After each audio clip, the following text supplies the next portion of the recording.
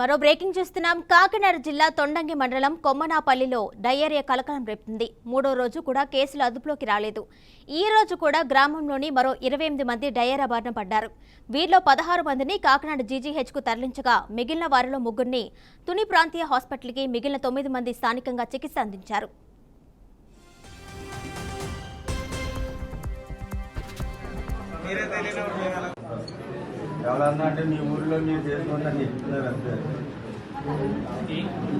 ఆయన ఎస్సీ అయినా సార్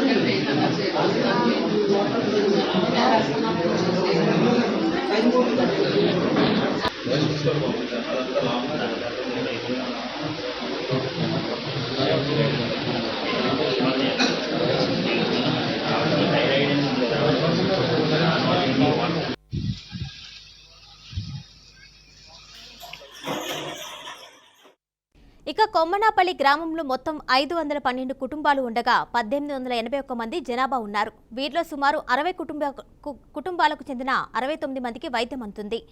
వీరుగాక పలువురు ప్రైవేటు హాస్పిటల్లో చికిత్స పొందుతున్నారు. గ్రామంలో 2 మంచినీటి ఓవర్ హెడ్ ట్యాంకులు ఉండగా దాంట్లో ఒక ట్యాంకు పరిధిలోని వారికి ఎక్కువ మందికి డయేరియా వ్యాపించిందని వాదనలు వచ్చాయి. దీంతో ఆ ట్యాంకు నీటి సరఫరా అధికారులు నిలిపివేశారు. తాగునీటి ఇబ్బందులు లేకుండా ట్యాంకర్ల ద్వారా రక్షిత తాగునీటిని అందిస్తున్నారు. స్థానిక ఎమ్మెల్యే యనమల దివ్య హుటాహుటిన కొమ్మనాపల్లి చేరుకొని బాధితుల్ని పరామర్శించారు. అనంతరం వైద్యులకు మెరుగైన వైద్యం అందించాలని అధికారులకు ఆదేశించారు.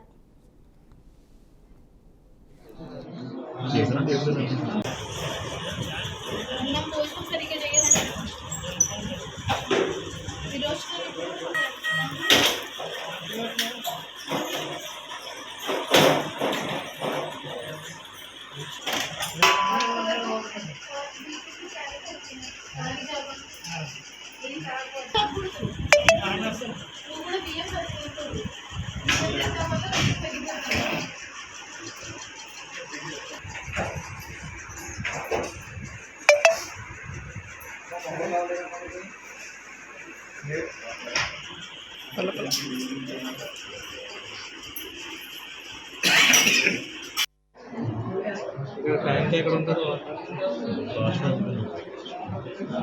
ఆ ట్యాంక్లో ఊరంతా అదే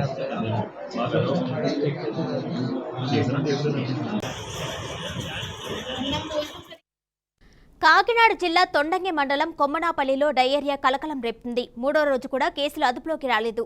ఈ రోజు కూడా గ్రామంలోని మరో 28 మంది డయేరియా బారిన పడ్డారు. వీరిలో 16 మందిని కాకినాడ జీజీహెచ్కు తరలించగా మిగిలిన వారిలో 3ని తుని ప్రాంతీయ హాస్పిటల్కి, మిగిలిన 9 మందికి స్థానికంగా చికిత్స అందించారు. దీనికి సంబంధించి మరింత సమాచారం మా కాకినాడ ప్రతినిధి వెంకట్ అందిస్తారు. వెంకట్, చెప్పండి, మొత్తంగా అయితే కాకినాడ జిల్లాలో డయేరియా కేసులు అధికంగా ఉన్నట్టు తెలుస్తుంది. దానికి సంబంధించి డీటెయిల్స్ ఇవ్వండి.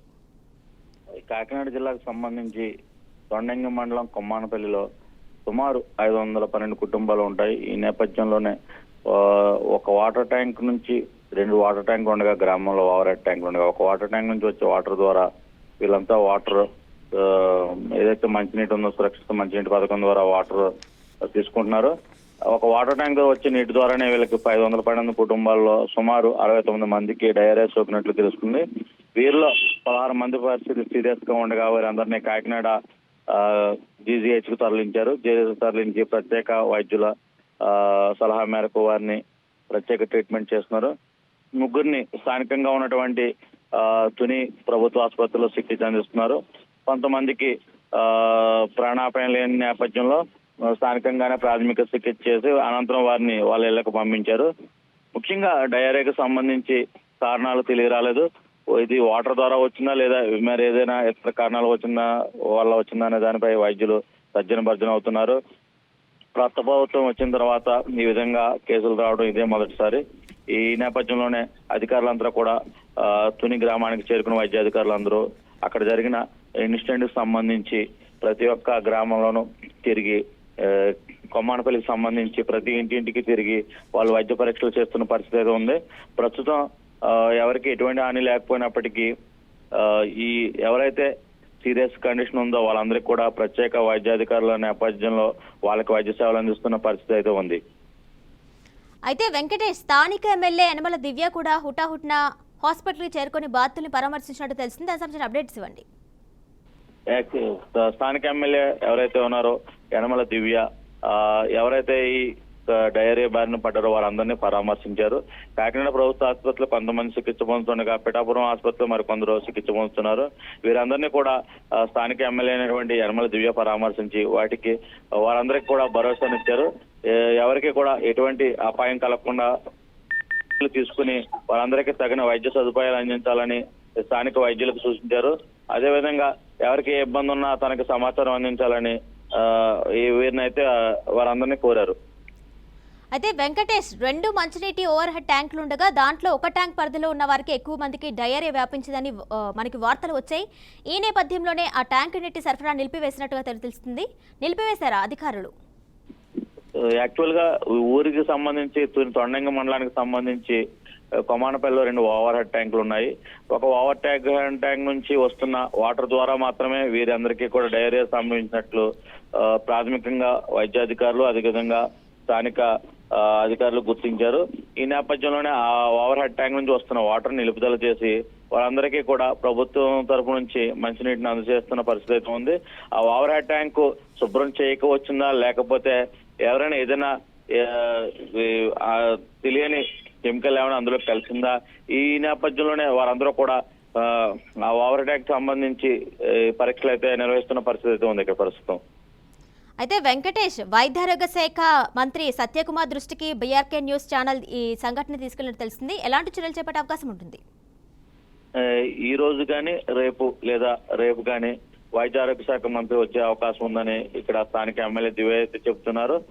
అప్పటి వరకు కూడా ఈ జిల్లా వైద్యాధికారులు ఎవరైతే ఉన్నారో వారందరినీ కూడా ఎప్పటికప్పుడు సమాచారాన్ని తనకు అందజేయవలసిందిగా వైద్య శాఖ మంత్రి కూడా వారికి ఆదేశించినట్లు తెలుస్తుంది.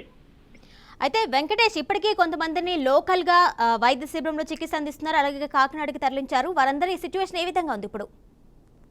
అయితే వారు కాకినాడ తరలించిన వారు వైద్య పరంగా అయితే వారికి నిలకడగానే ఉందని వైద్యులు చెప్తున్న పరిస్థితి అయితే ఉంది. కాకపోతే డయేరియాకి సంబంధించి ఎక్కువ నీరసంగా ఉండే పరిస్థితుల్లో వారు బలవర్ధమైన ఆహారం తీసుకోవాలని వైద్యులు సూచిస్తున్నారు. అదేవిధంగా తుని నియోజకవర్గానికి సంబంధించి ప్రాంతీయ ఆసుపత్రిలో కొంతమంది ఉన్నారు. వారికి కూడా ఎటువంటి అపాయం లేదని వారికి మెరుగైన వైద్య సేవలు అందిస్తున్నట్లు ఇక్కడ వైద్యాధికారి అయితే సూచించినట్లు తెలుస్తుంది. అయితే వెంకటేష్, 3 రోజులైనా కూడా డయేరియా కేసులు అదుపులో రాలేదు అన్నట్టుగా మనకు తెలుస్తుంది. అదేవిధంగా ఇంకా కొత్తగా కూడా 28 మంది డయేరియా లక్షణాలతో హాస్పిటల్లో చేరినట్టు తెలుస్తుంది. అంటే సిచ్యువేషన్ ఏ విధంగా ఉంది అక్కడ ప్రస్తుతం? అంటే ఇక్కడ వాటర్ వల్ల వచ్చిందా లేదా మరి ఏదైనా ఇతర కారణాలు వచ్చిందా అనే దానిపై వైద్యాధికారులు ఇదే విధంగా స్థానిక రెవెన్యూ అధికారులు కూడా పరీక్షలు నిర్వహిస్తున్న పరిస్థితి అయితే ఉంది. ఏదైనప్పటికీ గ్రామంలో ఒక విధమైన భయాందోళన అయితే నెలకొన్నాయి. ఒక్కసారిగా ఒక గ్రామానికి ఇటువంటి ఆపద రావడంతో ఇక్కడ గ్రామస్తులందరూ కూడా ఆందోళన చెందుతున్నారు. ఈ నేపథ్యంలోనే అటు అధికారులు ఇటు ప్రభుత్వ అధికారులతో పాటు నాయకులు కూడా ఎప్పటికప్పుడు గ్రామంలో పరిస్థితిని సమీక్షిస్తూ వారికి అవసరమైనటువంటి వైద్య పరీక్షలు చేసే విధంగా చర్యలు ఎటువంటి భయాందోళనకు గురి కావద్దని వారికి ఎప్పటికప్పుడు అటు నాయకులు ఇటు వైద్యాధికారులు భరోసా అయితే ఇస్తున్నారు. వారికి పరీక్షలు చేయడంతో పాటు వారికి బలవంతమైన ఆహారాన్ని అందజేసే ఏర్పాటు కూడా చేస్తున్నట్లు స్థానిక ఎమ్మెల్యే దివ్య చెప్తున్నారు. Right Venkatesh, thank you.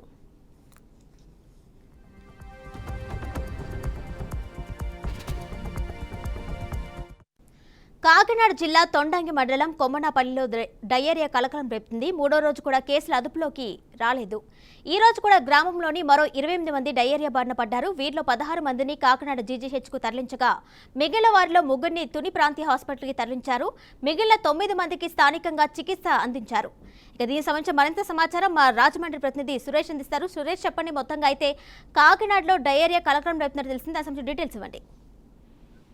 Kiranmayi, Kakinada జిల్లా తొండంగి మండలం కొమ్మనాపల్లిలో గత గురువారము అతిసార ప్రబలింది.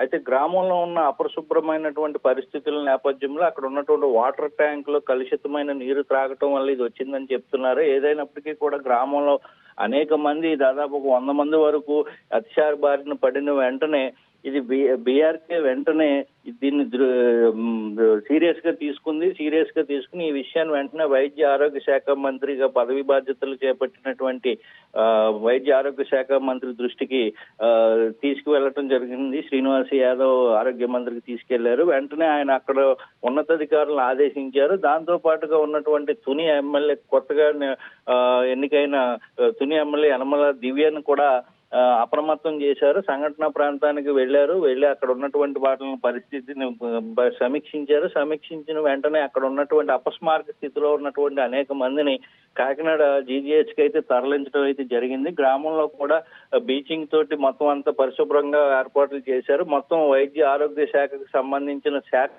అక్కడే కొమనాపల్లిలో అక్కడే మకాం వేసుకుని అక్కడ శిబిరాలు ఏర్పాటు చేసి ప్రత్యేకంగా ఇంటింటికి తిరుగుతూ అక్కడ వైద్య సేవలు అయితే అందిస్తున్న పరిస్థితి అయితే ఉంది. అక్కడ అసలు ఏ రకంగా అతిసార ప్రబలింది అనే దానిపైన కూడా అధ్యయనం చేస్తున్నారు. ఏదైనప్పటికీ కూడా నూతన ప్రభుత్వం ఏర్పడిన వెంటనే వైద్య ఆరోగ్య శాఖ మంత్రిగా ఆయన శ్రీనివాస్ యాదవ్ అక్కడ పదవీ బాధ్యతలు చేపట్టిన వెంటనే ఆయన దృష్టికి ఈ విషయాన్ని వెళ్ళంగానే ఆయన స్పందించారు. వెంటనే హుటాహుటిన ఆదేశాలు జారీ చేయడంతో ఒక రకంగా చెప్పుకోవాలంటే ఆయన అప్రమత్తం అవడంతో వెంటనే ఈ మరణాల సంఖ్య తగ్గించినట్లయింది. ఎందుకంటే అపస్మారక స్థితిలో ఉన్న వారిని అప్పటికప్పుడు వైద్య సేవల కోసం కాకినాడ మెరుగైన వైద్య సేవ కోసం తరలించారు.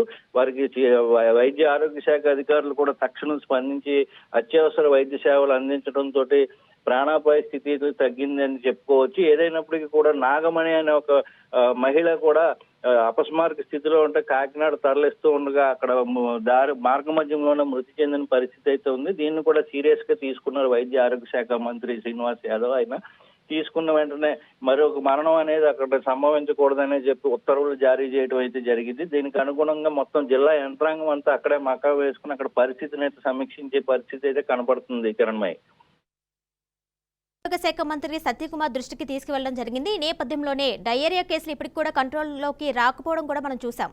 అయితే ఇంకా మెరుగైన వైద్యం అందించే అవకాశం ఉంటుందా? తప్పకుండా. ఎందుకంటే సత్యకుమార్ యాదవ్ కి సంబంధించి అక్కడ అసలు ఈ అతిసార ఎందుకు ప్రబలింది అనే దానిపైన అక్కడ వైద్య ఆరోగ్య శాఖ అధికారులు అయితే ప్రాథమికంగా అక్కడ ఉన్నాయి. ఆ 2 వాటర్ ట్యాంకుల నుంచి కూడా మంచినీటి సరఫరా అవుతుంది. అయితే ఒక వాటర్ ట్యాంక్ క్లీనింగ్ చేయకపోవడం వల్ల అక్కడ సరైన పర్యవేక్షణ లేకపోవడం వల్ల ఇప్పటి వరకు అది దీని కారణంగానే అక్కడ అతిసార ప్రబలిందని చెప్పి ప్రాథమికంగా గుర్తించడం జరిగి ఆ వాటర్ హెడ్ ట్యాంక్ కి సంబంధించి ఒక మంచినీటిని అయితే నిలుపుదల చేశారు. ఈ ప్రస్తుతం గ్రామంలో ఉన్నటువంటి సురక్షితమైన మంచినీటిని అందించే పరిస్థితి అయితే కనబడుతుంది. అయితే రోజు రోజుకి అంటే ఈ రోజు ఒక్కరోజు 28 మంది వరకు ప్రభావితం అయ్యారు.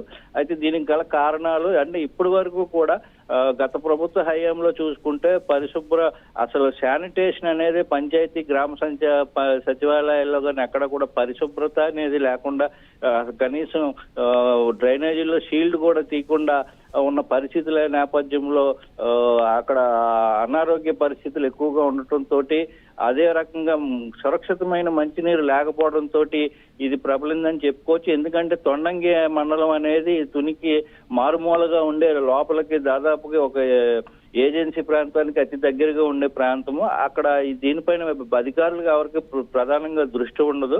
ఏదైనప్పటికీ వైద్య ఆరోగ్య శాఖ మంత్రి తీసుకున్న చొరవ వల్ల అధికార యంత్రాంగం హుటాహుటిన అక్కడికి వెళ్ళటం, అక్కడ మరింత ప్రాణ నష్టం జరగకుండా అలాగే గ్రామంలో ప్రతి వీధికి ప్రతి గుమ్మానికి స్వయంగా వెళ్లి పర్యవేక్షణ చేయడంతో ఒక రకంగా ఈ ప్రమాదం నుంచి బయటపడ్డట్టే చెప్పుకోవచ్చు. కిరణ్మయ్య, అయితే సురేష్, దాదాపు 60 కుటుంబాలకు చెందినటువంటి వ్యక్తులు అయితే ఈ డయేరియా బారిన పడినట్టు తెలిసింది. ఈ నేపథ్యంలోనే గతంలో ఇలాంటి ఘటనలు ఏమైనా చోటు చేసుకున్నాయా?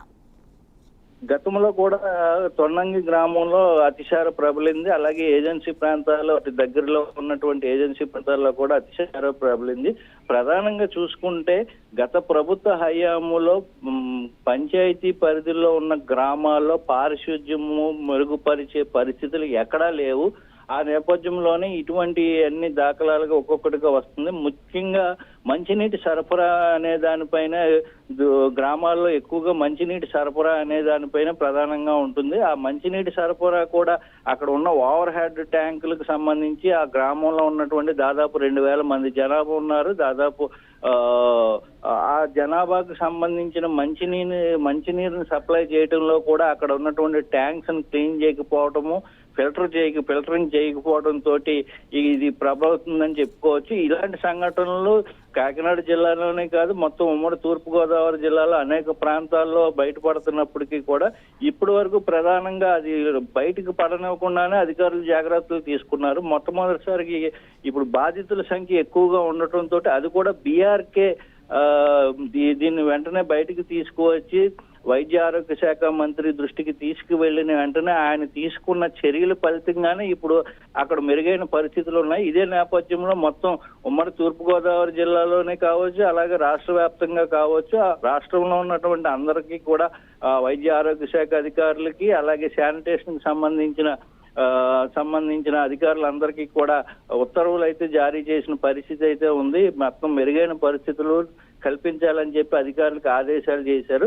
దీనికి తగ్గట్టుగానే తునికి సంబంధించిన నూతనంగా ఎన్నికైన యనమల దివ్య ఎమ్మెల్యే కూడా స్వయంగా పర్యవేక్షిస్తున్నారు. ఇంటింటికి వెళ్లి బాధితులను పరామర్శించే పరిస్థితి అయితే ఉంటుంది. అలాగే నాగమణి ఇప్పటికే మృతి చెందిన నాగమణి వాదార్చే పనులను ప్రభుత్వం నుంచి ఆదుకోవాలని చెప్పేసి విన్నతని కూడా అక్కడ వ్యక్తం చేసిన పరిస్థితి అయితే ఉంది కిరణ్మయ్య. అయితే సురేష్, మొత్తంగా చూసుకుంటే ఎవరైతే ప్రభుత్వ హాస్పిటల్స్లో అడ్మిట్ అయ్యారో అలాగే ప్రైవేట్ హాస్పిటల్స్ కూడా ట్రీట్మెంట్ చేసుకుంటున్నారో డయేరియాకి సంబంధించి వారి పరిస్థితి ఏ విధంగా ఉంది ఇప్పుడు? అంటే ప్రధానంగా చూసుకుంటే తొన్నంగి అలాగే తుని పరిసర ప్రాంతాల్లో అది మనకి సరిహద్దుగా ఉంది. అక్కడ తుని దగ్గర పక్కన పాయకరావుపేట నుంచి మనకి జిల్లా విడిపోద్ది, అనకాపల్లి జిల్లా ప్రారంభం అవుతుంది. అయితే దీనికి సంబంధించి అక్కడ ఎక్కువగా ప్రాథమిక ఆరోగ్య కేంద్రాల్లో సరైన వైద్యులు లేకపోవటము, అక్కడ తగినంత సిబ్బంది అనేది కొరత అనేది ఎక్కువగా ఉంది. వైద్య ఆరోగ్య శాఖలో సంబంధించి ప్రాథమిక ఆరోగ్య కేంద్రాల్లో సరైనటువంటి లేకపోవటం, అక్కడ స్టాఫ్ అనేది కూడా లేకపోవడం తోటి ఈ తరచు ఇలాంటివి జరుగుతున్నప్పుడు అధికార యంత్రాంగం అప్రమత్తమయ్యే పరిస్థితి వస్తుంది. అది కూడా ఉన్నతాధికారులు కానీ దానికి సంబంధించిన మంత్రులు కానీ జోక్యం చేసుకుంటే గానీ ఈ పరిస్థితి రావట్లేదు. అయితే ముఖ్యంగా చూసుకోవాలంటే ప్రాథమిక ఆరోగ్య కేంద్రాల్లో ఉన్నటువంటి ఖాళీలను వెంటనే భర్తీ చేయాల్సిన అవసరం ఎంతైనా ఉందని చెప్పుకోవచ్చు కిరణ్మయ్య. అయితే సురేష్, ఇప్పటికే వైద్యారోగ్య శాఖ మంత్రి సత్యకుమార్ కూడా ఎవరూ ఆందోళన చెందవద్దు, మెరుగైన వైద్యం అందిస్తామని కూడా భరోసా ఇవ్వడం జరిగింది.